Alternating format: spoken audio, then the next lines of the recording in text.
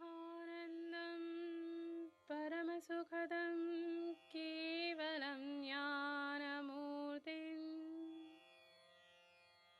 द्वन्द्वातीतं गगनसदृशं तत्त्वमस्यादिलक्ष्यम् एकं नित्यं विमलमचलम् सर्वधी साक्षिभूतं भावातीतं त्रिगुणरहितं सद्गुरुं तं नमामि। आप सभी को नमस्कार। धर्मधारा के सत्संग श्रृंखला में मैं तनुजा ठाकुर आपका हार्दिक स्वागत करती हूँ। हमारे श्री गुरु एवं वैदिक उपासना पीठ के प्रेरणा स्रोत परात्पर गुरु परम पूज्य डॉक्टर जयंत बालाजी आठवले एवं हमारे आराध्य देव भगवान शिव के चरणों में वंदन कर आज का सत्संग आरंभ करती हूँ। आज का विषय है, क्या अनिष्ट शक्तियाँ हमारी साधना में भी विघ्न डाल सकती हैं। जैसा कि मैंने पूर्व के सत्संगों में भी बताया है कि जो भी पाठक या श्रोता मुझसे ऐसे प्रश्न पूछते हैं जिसके उत्तर से समष्टि को भी कुछ सीखने हेतु मिले, उन्हें मैं शंका समाधान विषय अंतर्गत अपने सत्संगों में लेती हूँ। इसी क्रम में आज मुंबई के श्री आकाशदीप पाठक ने एक प्रश्न पूछा है। उनका प्रश्न इस प्रकार है। फेसबुक पर आपके लेखों को नियमित पढ़ने के पश्चात मैं आपसे एक तथ्य साझा करना चाहता हूँ कि मुझे भी पिछले 2 वर्षों से ऐसा अनुभव हो रहा है कि मुझ पर भी किसी अनिष्ट शक्ति का प्रभाव पड़ रहा है एवं ऐसा लगता है जैसे कोई आसुरी शक्ति मुझे मेरी आराध्या काली माँ की पूजा करने से रोकने का प्रयत्न कर रही है और मैं प्रतिदिन देर से उठने के कारण पूजा नहीं कर पाता हूँ और उठने के पश्चात समय अभाव के कारण बिना पूजा किए कार्यालय चला जाता हूँ, क्योंकि मेरा ऐसा मानना है कि पूजा करते समय मन का शुद्ध होना एवं शरीर का स्वच्छ होना आवश्यक है और स्नान करने में मैं महा आलसी हूँ। क्या अनिष्ट शक्तियों का प्रभाव इतना अधिक होता है कि वे हमें अपने इष्ट देवता की पूजा और आराधना भी न करने दे? उनके इस प्रश्न का उत्तर इस प्रकार है। वर्तमान समय में समाज में 50% सामान्य व्यक्ति को एवं 70% अच्छे साधकों को सूक्ष्म जगत की अनिष्ट शक्तियों का तीव्र कष्ट है।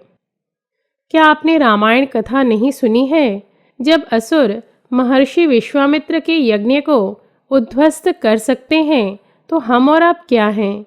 अनिष्ट शक्तियों का मुख्य कार्य ही है साधकों की साधना में अड़चने निर्माण करना और वर्तमान काल में धर्म का पतन होने के कारण उनकी शक्ति का प्रभाव अधिक है। इसीलिए वे सभी को कष्ट दे रहे हैं और वर्तमान काल में वे संपूर्ण विश्व में स्थूल और सूक्ष्म दोनों ही स्तरों पर आसुरी साम्राज्य की स्थापना करने का प्रयास कर रहे हैं।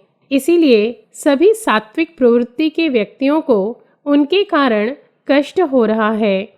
आलस्य यह आपका स्वभाव दोष है और अनिष्ट शक्तियाँ आपके इस दोष की तीव्रता को बढ़ाकर आपको साधना पथ से विचलित कर रही है। इसीलिए इस स्वभाव दोष को दूर करने का प्रयास करें। जब आप पूजा पर बैठते हैं तब वह आपको विचलित नहीं कर सकती हैं। इसीलिए आप पूजा पर बैठ ही ना पाएं, इस हेतु अनिष्ट शक्तियाँ आपके दोष को बढ़ाकर आपको पूजा करने से रोक रही हैं। आपकी साधना में जो अड़चने आ रही हैं उसे दूर करने हेतु आप कुछ उपाय कर सकते हैं, जो इस प्रकार हैं। प्रतिदिन नमक एवं गौमूत्र मिश्रित जल में पैर डुबोकर 15 मिनट श्री गुरुदेव दत्त या अपने इष्ट देवता का नाम जप करें। इस विषय के संबंध में विस्तृत जानकारी पूर्व के सत्संगों में दे चुकी हूँ। तब भी यदि आपको इस संबंध में अधिक जानकारी चाहिए तो YouTube पर अंग्रेजी में धर्मधारा 30 लिखकर इस आध्यात्मिक उपाय को विस्तार से जान सकते हैं। इस सत्संग में जल तत्व के माध्यम से आध्यात्मिक उपाय के विषय में बताया गया है, जो आपके लिए अत्यंत लाभकारी रहेगा। रात्रि में सोने से पूर्व काली माँ से प्रार्थना करें कि अगले दिवस आपकी पूजा में अनिष्ट शक्तियाँ बाधा न डाल पाए एवं आपकी पूजा निर्विघ्न हो पाए। यह प्रार्थना संपूर्ण दिवस अधिक से अधिक बार करें एवं सोने से पूर्व कम से कम 21 बार तो अवश्य करें।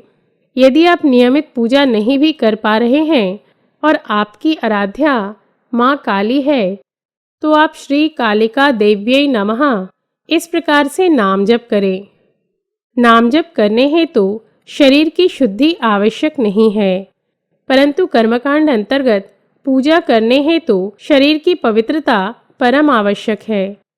नाम जप मन से होता है एवं मन को निर्मल करने हेतु नाम जप सर्वश्रेष्ठ माध्यम है। स्थूल स्नान से शरीर स्वच्छ होता है, मन नहीं। इसीलिए नाम जप आप कभी भी और कहीं भी कर सकते हैं और यह स्थूल पूजा से अधिक सूक्ष्म होने के कारण इससे आपको अधिक लाभ मिलेगा। आलस्य रूपी दोष को दूर करने हेतु गंभीरता से प्रयास करें। इसे दूर करने हेतु इस दोष की व्याप्ति किन किन कृतियों से संबंधित रहता है, इसकी एक सूची बनाएं एवं कृति के स्तर पर जब जब आपसे चूक हो तो उसी समय उसे तत्परता से सुधारने का प्रयास करें। जैसे स्नान के पश्चात आलस्य के कारण स्नान गृह को अस्वच्छ छोड़ देना, दूध पीने के पश्चात दूध का पात्र पटल पर अर्थात टेबल पर ही छोड़ देना, यह सवेरे उठने के पश्चात बिछावन तुरंत समेटकर ना रखना। इन सब चूकों को शारीरिक स्तर पर तत्परता से दूर करने का प्रयास करें। साथ ही मन से आलस्य रूपी संस्कार को दूर करने हेतु स्वयं सूचना दें। वह स्वयं सूचना आप इस प्रकार दे सकते हैं।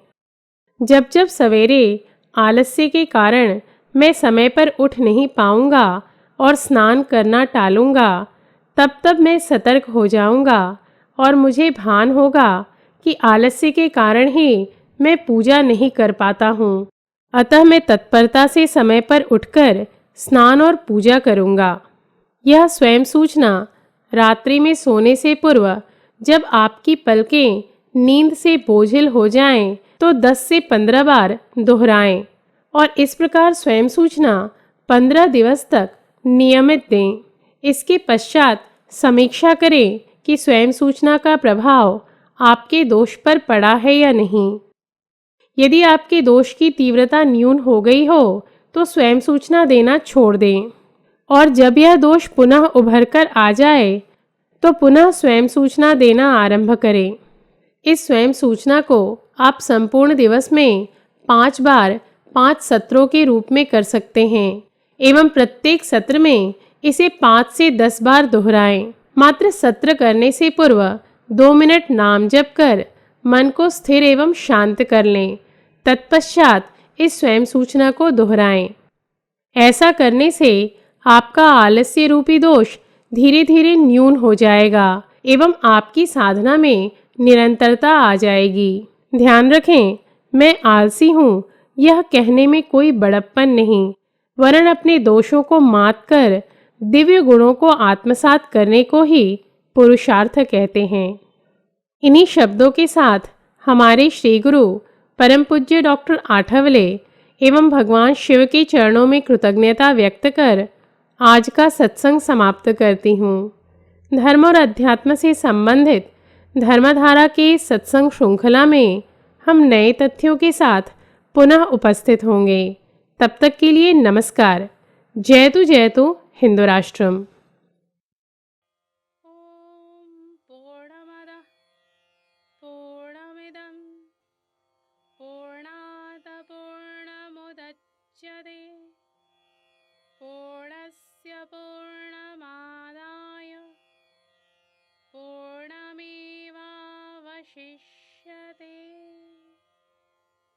ॐ शान्ति